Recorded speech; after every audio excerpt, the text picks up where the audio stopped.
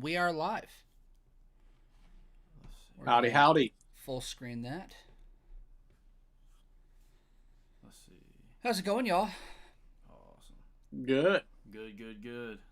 We're Very back. good. Y'all excited about the episode we did for Up and Over yesterday? Oh man, if y'all haven't seen it, there will be links in the description. Please go follow us on the Up and Over podcast YouTube. We put it out every week on Spotify, on Apple Podcasts. We put it out pretty much anywhere that you'll find it. Find any of your podcasts. But we covered Judgment Day 03. But tonight, we ended up seeing a pretty good episode of AEW Rampage, Courtland, from what arena? The Gas South Arena Gas in Duluth, South. Georgia. Yeah. We were in Georgia again, and we got off to a pretty quick start. We get a quick introduction, and then it's really off to the races. We get Sammy Guevara defending his TNT championship against Tony Nese. Courtland, how did you feel about this match? I know that you're a big Tony Nese fan. Did you enjoy this? Was this up to par for you? I wanted more out of it. And maybe it wasn't on Tony Nese's side. I feel like Sammy Guevara was just a little off tonight. I mean, and not by any stretch of the means, like, was it bad? Because it wasn't. The story of this match was the ribs from the American Top Team, right? Yeah. That was American Top Team match against the Inner Circle. They're still selling the ribs. That's the main story of this match. There's good spots in it. It's hard, man. I wanted it to give me a little more than I got, but it doesn't take away from how good the match was. I still gave it 3.5 stars. Yeah. This was pretty solid. Really awesome back and forth. I feel like Sammy really got all his shit in. He got a lot of his cool dives to the outside. He had like this corkscrew suicide dive, which fucking looked great. It looked super stiff at some points, and especially with the finish. That GTH looked awesome, and it was a really good match. I enjoyed it for what it was. I went 3.25 on it. Hell yeah. It's another thing I like about Tony Nese. Like when he took that GTH, like especially in Hey Jeff, 205, he took finishers a little differently than everyone else does, and it always just looks a little off, but it makes it look more devastating. It makes it look like, the more real aspect of it. Like he's always trying to fight out of it, and he still gets caught in it. And I really enjoy stuff like that. And during the break, he did a really cool belly-to-back suplex that was like, ooh, that shit was pristine, dude. Yeah. Sammy did a really good springboard cutter here. One of his better ones, I'd say, over the last few months. Sammy reverses a pump handle slam and catches a really cool standing Spanish fly. It was awesome. Looked good. Yeah, they immediately showed a replay because, I mean, it was that good. There's a huge 450 splash from Nese that gets a long 2 count, which was really good. When I think of 450 splashes, I think of Jeff Hardy's 450 splashes and how he always smacked his face or, like, just like almost died every time. But Tony, just him and Ricochet, and there's a few others that just land it so well. It always protects the other person and themselves. It was weird to see Sammy Guevara land a big boot, though. I don't know if y'all saw that. They kind of like tried to play it off as like a pump kick. And I was like, he hit him with a big boot. Like, that was flat big foot, 1 foot up. Brother. He just kicked him. But yeah, man, solid match. Ethan? I think it was pretty good. The biggest issue with me was, like you said, I think it was missing something. For me, it was the urgency. And for me, it was I knew Tony Nese wasn't going to win. Everyone knew Tony Nese wasn't going to win. And no one really, some of us know who Tony Nese is, but I'm sure there's a lot of people who don't. And there wasn't really much given care about for a him. reason to care yet. You know what I mean? Like, he did that one promo, but we know a lot about Sammy Guevara. As far as AEW world goes, but Tony Nese, we don't know nothing about him, and to put him in a title match like this with Sammy, I mean, they're gonna do cool stuff, but it's never gonna hook me. And I feel like a lot of people would probably feel the same way too. I went 2.5. I just feel like, I don't think these two personally. I don't think these two have like a super high ceiling for some fucking 3 3/4 star match or something. But I do think there's more in the tank if we had more depth to Tony Nese in AEW. Yeah, definitely. And I would assume with him getting a match like this pretty quickly, you'll probably end up seeing more of Tony Nese on regular programming and not Dark Elevation. And so we'll see. They could revisit this in a month, 2 months, and it could be better than what we got. But I thought it was a pretty good match and delivered in how I wanted it to. And the last thing I'll say is Sammy. The thing I did like about it is I'm not a Sammy Guevara mark by any means, but they've built him up as this guy, and he's got depth to his character. So when he does stuff, I pop for it because it feels like it means something. Because Sammy's one of their guys, one of the pillars and whatnot. So they're doing good with him. And like you said, like there's not a lot of people that are fully behind Tony Nese because the AEW crowd doesn't really know it, but like a little bit over halfway through that match, like in the beginning, Tony Nese was getting absolutely no reaction. It was just stale. People didn't know what to expect from it. And then by the time he does that dive and lands that 450, that crowd is enjoying this match. Yeah, they were feeling it. And I feel like we could have potentially had a different rating if we would have been there, because it is a spectacle. These are two genuine athletes that are on primetime television, and they're giving you primetime pro wrestling. Yep. And being there, I bet you my rating would have been higher. We always have a discussion, Ethan and I, because we've done a lot of wrestling this year, man. So much, like so many times. If I could speak words, it'd be great. So many times we've gone to events, and it's like, wow, that match was awesome.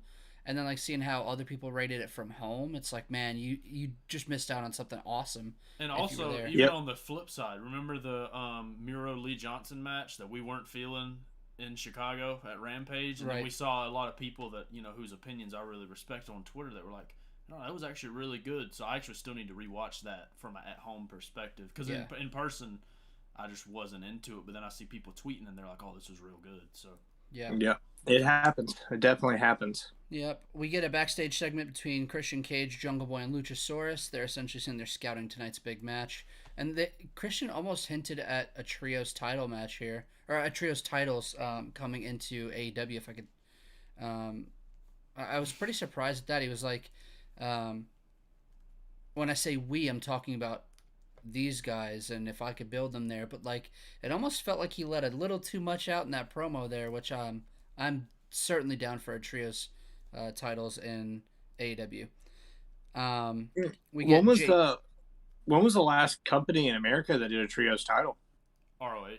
Was it? ROH. You're right. I want to think they still have them. I mean, it's so weird because they're so like. They should still have them, but the last people that had it, I think, was like PCO and Brody and somebody else, right? I think that's like the last one that I like remember. Here at the Pro Wrestling Truth, we love PCO.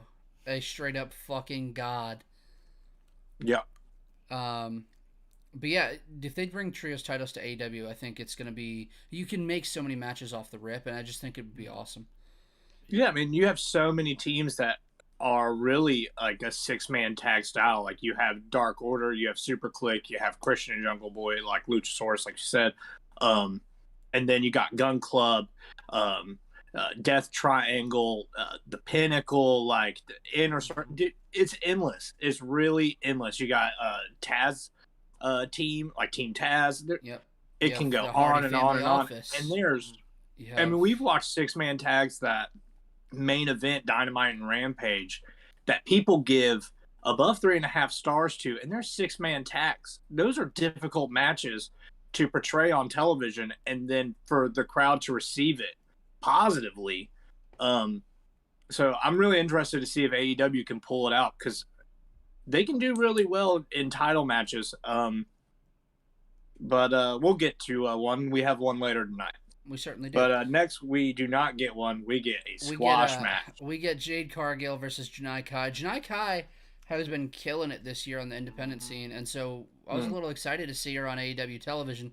This was a literal 2-move squash match. It was, not to say that, I mean, once again, I mean, to AEW, she's not much of anything, so I don't know why I really expected them to give her anything. Why give her anything? She's not even part of your company, you know?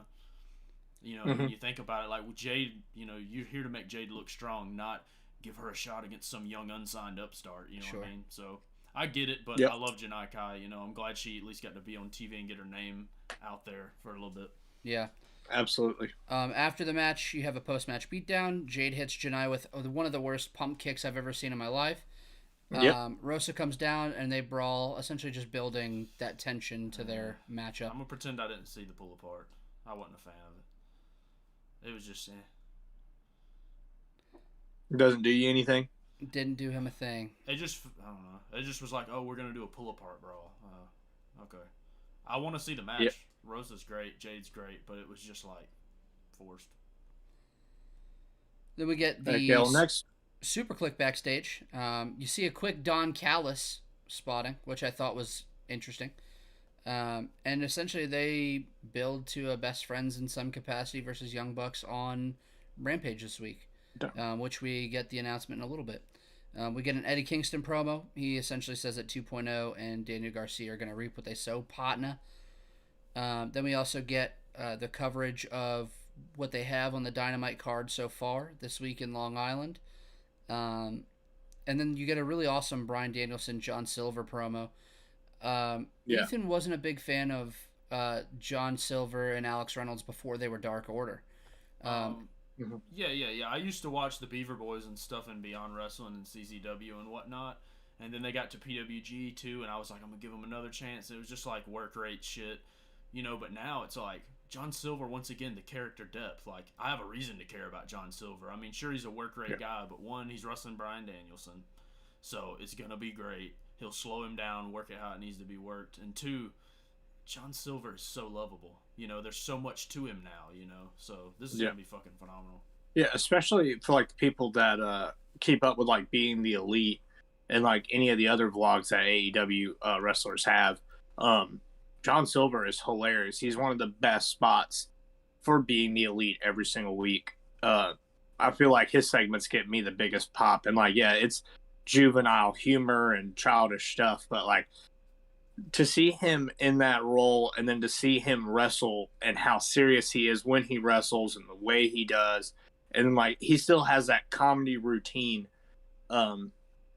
during some matches. But, I mean, pound for pound, that guy's unbelievably strong, and he puts on great matches. So I'm excited to see Bryan kick his head in for about 20 minutes straight. Yeah, I feel like they're going to give this a lot of time because they should. I was just going to say, of everyone Danielson's faced, I think Silver deserves the most time out of everyone because, I mean, Uno and Grayson are Uno and Grayson, and Cabana's Cabana. They're established names, though. Like, John Silver, you're still making John Silver, and this could be a breakout singles match for John Silver, for sure. Yeah. I feel like of the Dark Order, like, members, the two that are probably the most over organically with the crowd, Evil Uno and John Silver. 100%. And Uno and Danielson had a monster of a match. They absolutely tore it down. And so I really do expect a lot of the same. And I really think that they put on... I think Casey just popped in the chat. Mike, is your mic duct taped to your boom arm, or did you get a new one today? Where we have it rigged up, bud. That's a secret. We have it rigged up. Don't you worry. We're working. We'll show you. I'll show you when we record the next podcast. You just worry about watching 2003 WWE. Don't pay attention to us. So I do hope that they give a lot of time to Danielson and Silver. And definitely. Courtland, if you want to cover the last segment, my friend, we are officially at the main event. All right. Well, just before we get there, they announced the Dynamite Diamond Battle Royal is back. I saw that pop up, and it was really quick and then kind of moved on. Are y'all ready for MJF to lose the ring? No, he's not losing the ring. That's the issue. See, I think he should never lose the ring because that is a piece of him that needs to just continue and continue and continue. I don't care how you do it for the next 10 years. I don't care. He needs to have that. It's his best arsenal in his back pocket. It's exactly what MJF needs. I don't want to see him have brass knuckles. I don't want to see him carry any other weapon or some other thing. Just the single diamond knockout punch from him, especially at our last pay-per-view with Darby. Single punch, and you just roll up to a head takeover pin. Like, it's good shit, and there's no one else that I want to see hold that ring for sure. No, I agree. They also The main announced event, of course, Jamie Hayter and Riho. Yep. We're getting the Young Bucks versus Chuck Taylor and Rocky Romero. Great fucking tag match that we're gonna get. Very excited. Rocky Romero is getting work on an AEW. In America, dude. It is super cool shit. Super cool stuff. Well, for this main event, of course, it is AEW Rampage, so we get Mark Henry does his interview with FTR and Pac and Penta, or should I say Penta and Pac. Let's not leave It's Alex interesting. Abrahantes out of this. Yeah, it's interesting. We can leave him These out. little segments, but I definitely enjoy it. It's definitely old school, especially if you have a team like FTR, who is a super old school wrestling team. It just adds more to it. Shout out Mark Henry, of course. I'm glad that he has this position. I'm glad that he has this spot every single week. It seems like the crowd's really picking up on his little catchphrase too, so that's cool.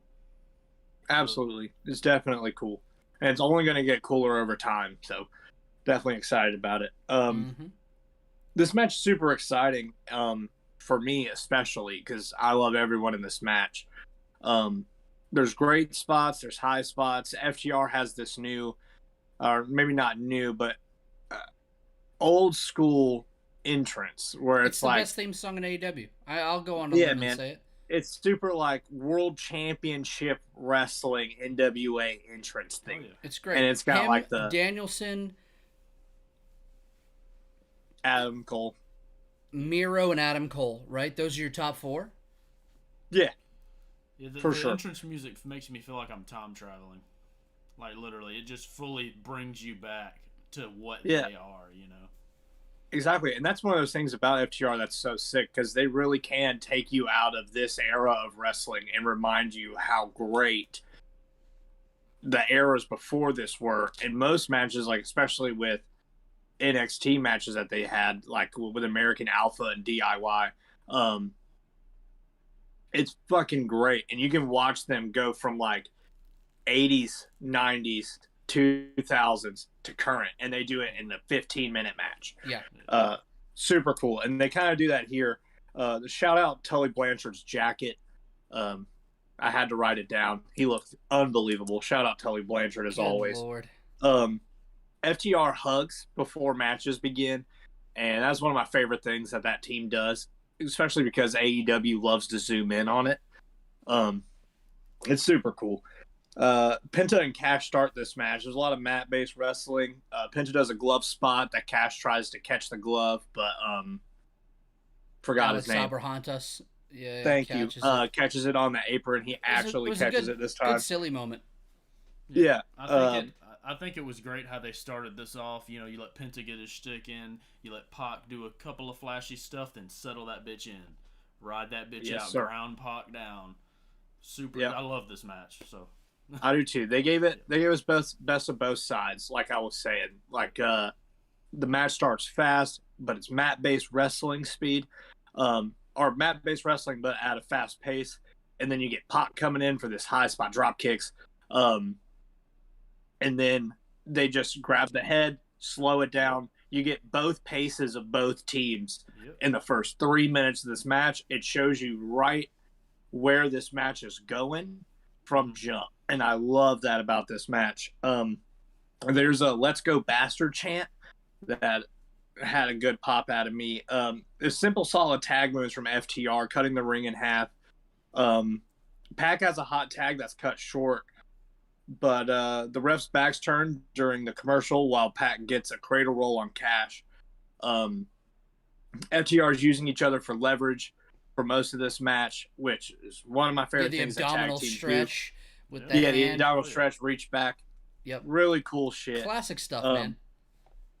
Then you have little things like Pac throwing Cash out of the ring, but he's not taking the bait as Tully Blanchard's jumping up on the apron, screaming at him, telling him to come on.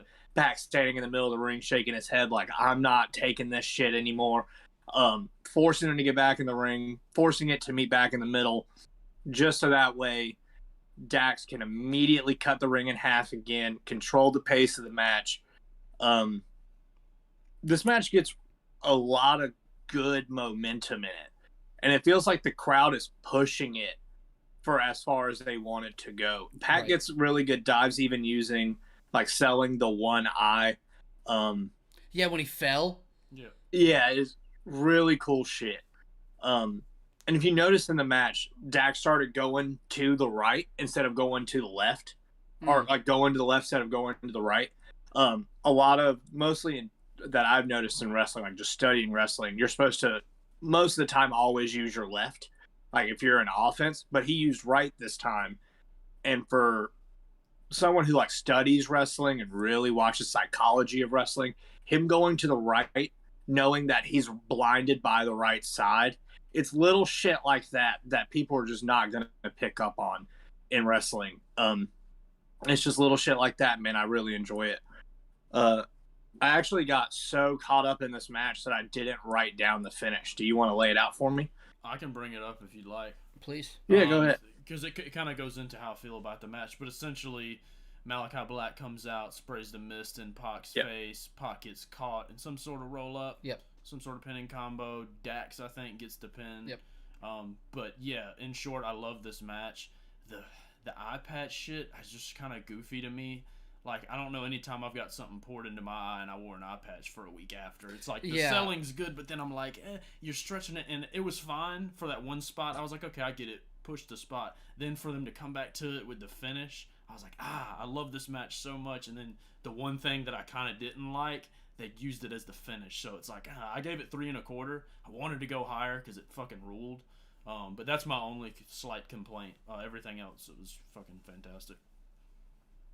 Hell yeah. I mean, I really enjoyed it. And like you said, you've never poured anything in your eye and had to wear an eye patch for a week, and they know that.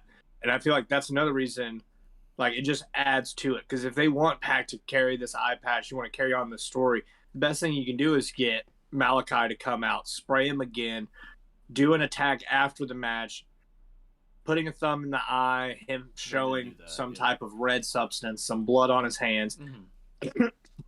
It continues the story. And I really like it because in WWE, it felt like this is where they were heading with Malachi with this whole eye patch thing. True.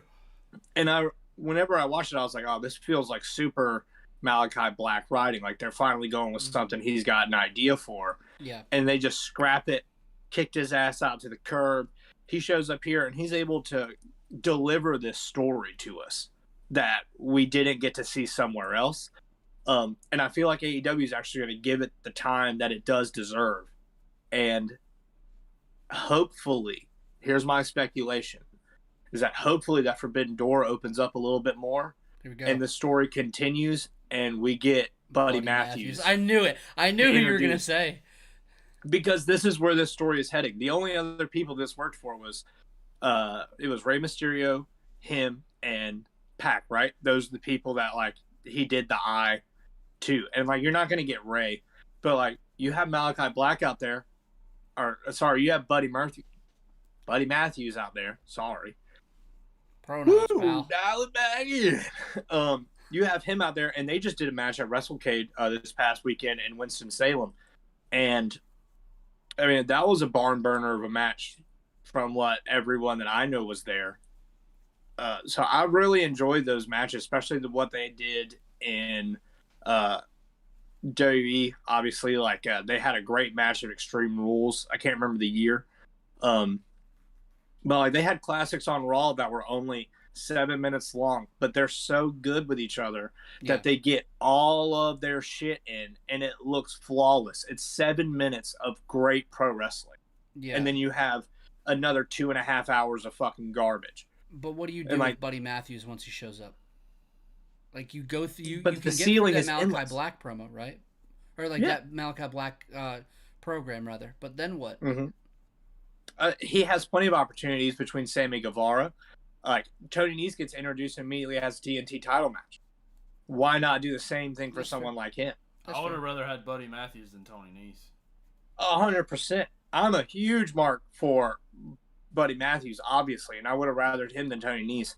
Yeah. But I do enjoy Tony Nese being here. I feel like he's obviously going to get way more attention in AEW than he did in WWE. They're going to give him the match styles that he wants, and hopefully he can start pitching his own shit and being like, this is who I want to face, even if it's Dark Elevation or wherever.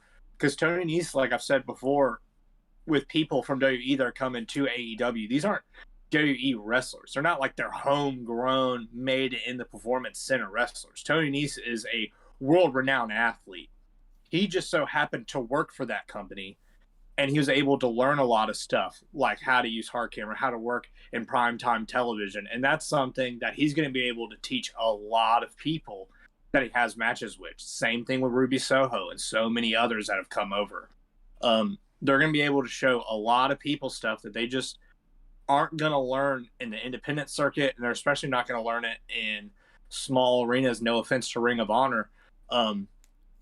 But, like, you're not going to learn something like that there. You're not going to learn how to work in front of a 20,000, 30,000 crowd and make every single person in that room stand up. Yeah. Whenever in Ring of Honor, you only have to worry about 250, 350 caps, you know? Sure. So, like, overall, I love this match. I gave this match 3 3/4. I think that this match is one of FTR's best matches in the company, especially when it comes to like Dynamite and Rampage. It feels like a lot of times they know how good they are, and sometimes they try to over deliver on how good they are, and it messes them up, and it causes them to get injured or like a spot to go wrong, or like, you know, like we saw at the pay-per-view with not go smooth. Yeah, you know, like it not be as flawless as you want it to be. But like this match delivered for me all the way through, and maybe for me it was just because I love Rey Fenix, but I am getting kind of exhausted watching Rey Fenix versus FTR. Sure. Because that's what feels like most of these matches like ends up being like, and I love Penta. He's one of my favorite wrestlers in the last decade, without a doubt, especially when it comes to luchadors.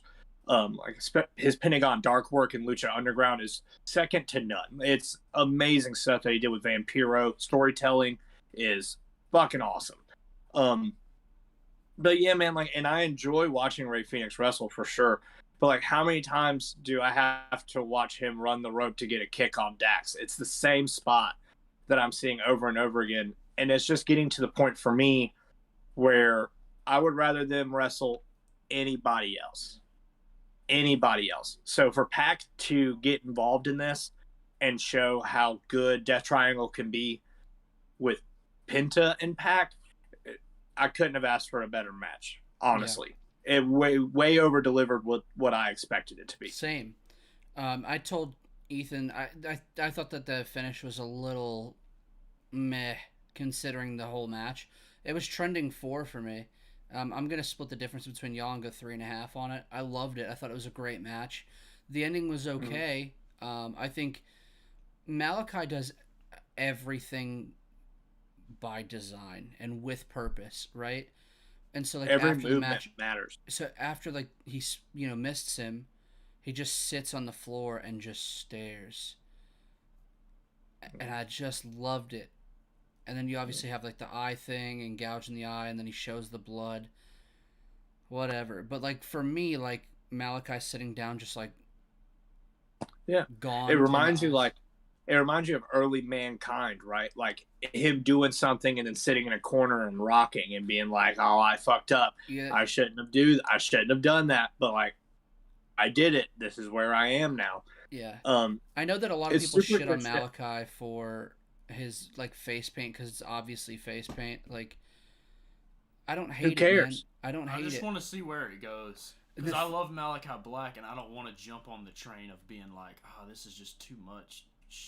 theatric shit, but it's like I'm half and half. Some nights I love it, other nights I'm just I don't even dislike it. Other nights I'm just unfazed by some of the stuff. I'm just like, oh, mist and paint and fake blood and stuff. The thing is, like, if you look at when he first showed up to now, like, it's just gotten larger, right? And like, that's it's cool. gonna be interesting to see when that fully consumes his face. Yeah, and like I feel like for us watching it, how do I put this in words without offending somebody? Like Malachi Black's the closest we're gonna get to the Undertaker, right? Like there is no debate about that. So I feel like Wyndham us watching Undertaker as a kid.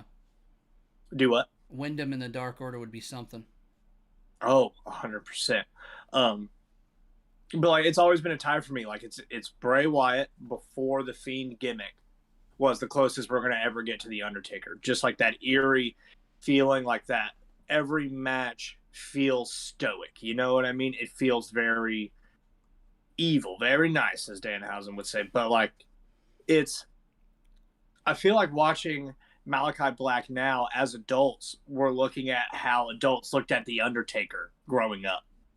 You know what I mean? People being super over like all the theatric stuff of like him throwing his arm up and lightning hitting fucking Kane and Kane being set on fire. Like that's absurd. Did you hear what I just said? Oh yeah. Like that's crazy. That's why talk. I said I want to see where it goes, because I know I'm looking at it from that end, and then I'm trying to look at it from the other end. My thing, what's gonna put me one way or the other on it, is if they are able to make Malachi Black a larger-than-life superstar like The Undertaker. He'll never be to that level. I feel like he is. We'll see. I feel like Malachi Black so far has... Do what? He's just so far off. The pieces Undertaker to is a fucking legend. So I don't think you could say he's there. You know what I mean? Like, when Malachi's entrance music hits and he does the entrance... It's the best entrance in pro wrestling. I feel something. Period. It's like, there's going to have to be something. Both of them were. Even his NXT one. Dude, him coming up... from the coffin. Who the fuck else do you want to do that? Nobody. There's no one that I want to do that. And the way that he would... Like, because he's obviously laying on a brace that sits him up. And it's like... He would come, as soon as it stands him all the way up, he has to take that step. But that is the fastest step he takes in his entrance. And it's just to catch him. And then he just stops. And he, like, looks at his feet. And he continues to walk. And he, like, takes that breath. And that breath is important every single time. And like I said, Malachi Black doesn't make a move without knowing that the move itself is important. He doesn't walk or look into a certain camera without knowing that that's the one that's looking right at him. Right. You know? It's the most compelling entrance in wrestling right now. Yeah, without doubt. Awesome. And I think that the glass ceiling is as high as he wants it to be. I just think that he has to be put in the right programs. I'm glad that obviously they're stepping away from Malachi and Cody, which is fucking awesome. I'm glad that that's not returning, because whenever this finish happened tonight, I was like, fucking, here comes Cody. I said it out loud, like, fuck. Here we fucking go. We're just going to start this up again. And he didn't come out, and I was so thankful, dude. I was so thankful. But dude, I don't know what's next for Malachi Black other than Buddy Matthews. I feel like that is the next step in both of their careers. Like, I feel like it has to happen in 2022 or they're going to miss the opportunity. Totally fair. Totally fair. Jeff threw in the chat real quick. Current Ring of Honor Pure Champion Josh Woods showed up on Dark tapings tonight. Oh, shit. Thank you, Jeff. There was rumors that John Gresham was backstage for Dynamite and for Rampage as well. Yep. There was a few others. Yeah. I don't know anything about Josh Woods. John Gresham, man. John Gresham would be such a huge land. Just fantasy booked the whole Wyndham thing, and then we can get out of here. Wyndham shows up after Bryan Danielson beats Adam Page for the AEW World Championship, and essentially takes over the Dark Order from Hangman because they don't want to be losers, and they all turn on him. And that's how you legitimize Dark Order again, baby. Go ahead, Ethan. No, you got to comment on his thing. I was gonna go off on another limb. Go ahead.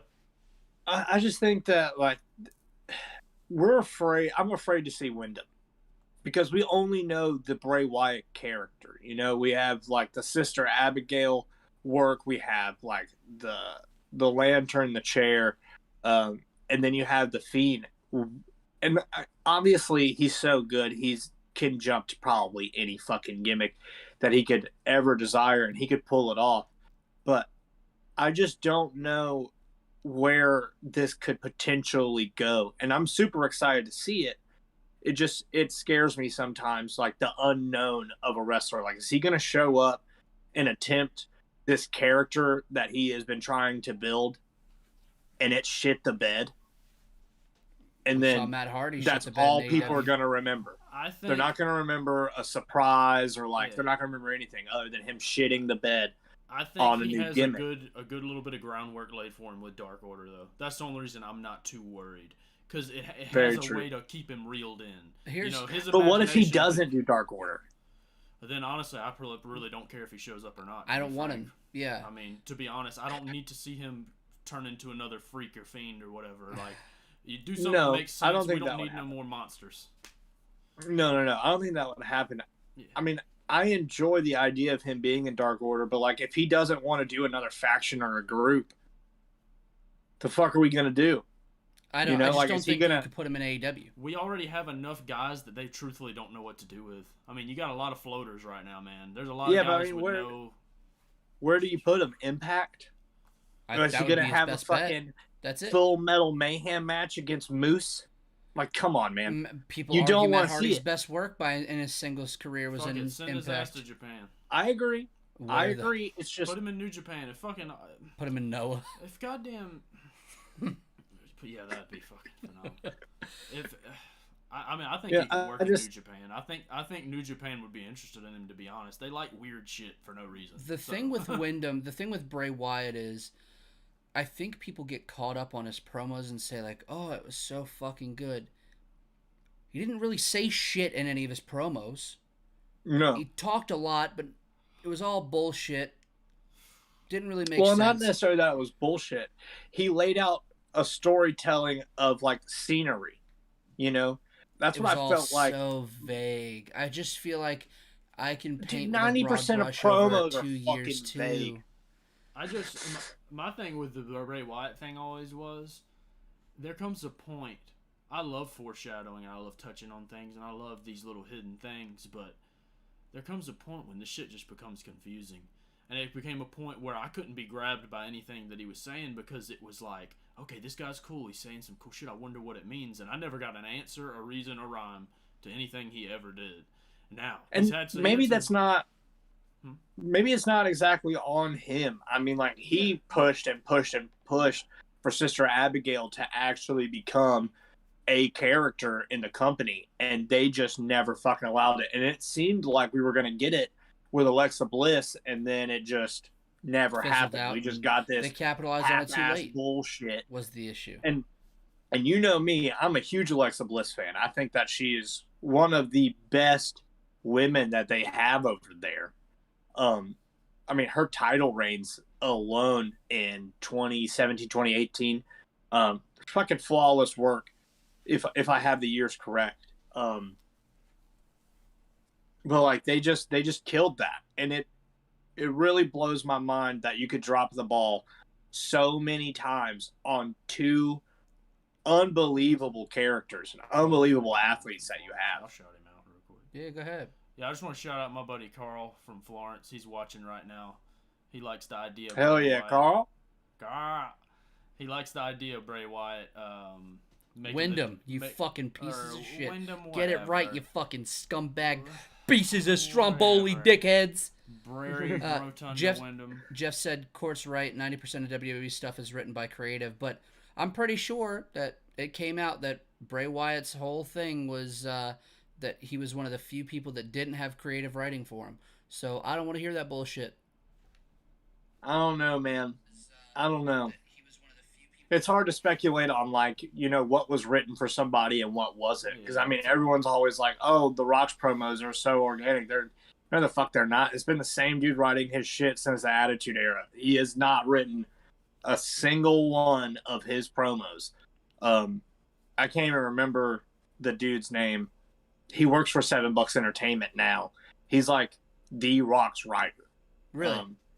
Yeah, he like did a lot of stuff for the Attitude Era. I can't remember his name, but like he exclusively worked with like The Rock, Jericho, Stone Cold, like big names. He was the head writer for a lot of people. But yeah, man, that's another one of those things where like it's hard to speculate on what's being written for someone and what's not. Yeah, you know, like I would love to think that Bray wrote his own stuff because I imagine that a lot of people at certain points were given creative freedom. You know what I mean? Like obviously CM Punk had creative freedom to a degree. He had to get a lot of stuff passed before he went out and said it, and most times he would say something else he wouldn't tell them he was gonna say. And like Chris Jericho, most times I feel like wasn't scripted because it was mostly bad. But like other than that, can you watch a Roman Reigns promo right now and be like, yeah, he wrote that? Right. The thing with Wyndham is, and the beauty with Wyndham is, only time will tell. Yes, sir. Time will tell. Yep. All right, fellas. Anything else y'all want to add before we wrap this thing up with a pretty little bow? Nope. Seal it up. I'm trying to think of what other news came out today. Oh, I did see that, it doesn't matter, but speaking of AEW, Andrade and Charlotte Flair have broken up. Yeah, I did see that. Wild. Yeah, apparently it was not mutual, and she broke off the engagement. Oof. And maybe that's why he wanted to do that's why spot. Yeah, he was like, my love burns for you like this table. That's not what he sounds like at all. It's fine. My love for you will die when this fire burns out. That's perfect for us to leave on. Guys, for Courtland, for Ethan, I am Mike. Thanks for being here. Put some fucking hand sanitizer on your hands. Wash your shit. Stop promoting shit that don't pay us. That's him, not me. All right, guys. Y'all have a great week. Come see us on the Up and Over podcast. We'll be our next stuff will be up on Friday, but we just dropped an episode, Judgment Day 03. Give it a listen wherever you find podcasts or on YouTube, and y'all enjoy the rest of your week.